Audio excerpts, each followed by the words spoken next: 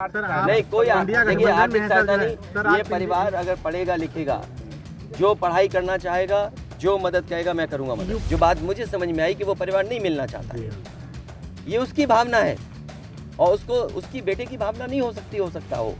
कुछ ऐसे नेता हैं जो उसको समझा रहे होंगे। यूपी में बीजेपी मैं आर्थिक सहायता इस परिवार की भी, और अगर वो उस परिवार कहेगा तो मैं उस परिवार की भी मदद करूंगा। देवरिया हत्याकांड के लगभग 2 हफ्ते बीत जाने के बाद सपा प्रमुख अखिलेश यादव देवरिया पहुंचे।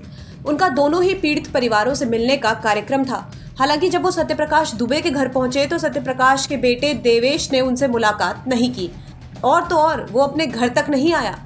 इसके बाद अखिलेश यादव प्रेमचंद यादव के परिवार के पास पहुंचे। लगभग 1 घंटे परिवार से बातचीत की और फिर उन्होंने प्रेमचंद यादव के परिवार के बच्चों की पढ़ाई का पूरा खर्चा और जिम्मेदारी उठाने का वादा किया है।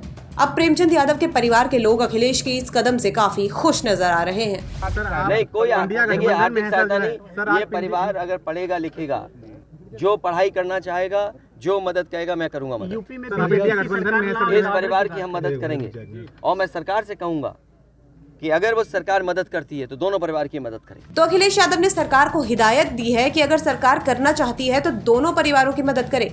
हालांकि अखिलेश यादव का यह भी कहना है कि अगर देवेश चाहे तो वो उसकी भी मदद कर सकते हैं। देवेश कल मिलने वाला था, देवेश परिवार से मिलने गए, वहाँ एक भी सदस्य नहीं थे। कोई बात नहीं, देखिए मेरी जिम्मेदारी ये है। देखिए मैं जानता हूँ और ये बात आप भी जानते हो, और जब मैं पहुँचा हूँ तो मैंने वो बाइट भी सुनी है। एक चैनल के माध्यम से कुछ खबर आई, हालांकि मैं सिग्नल या उसके नेटवर्क ना आने की वजह से मैं नहीं सुन पाया।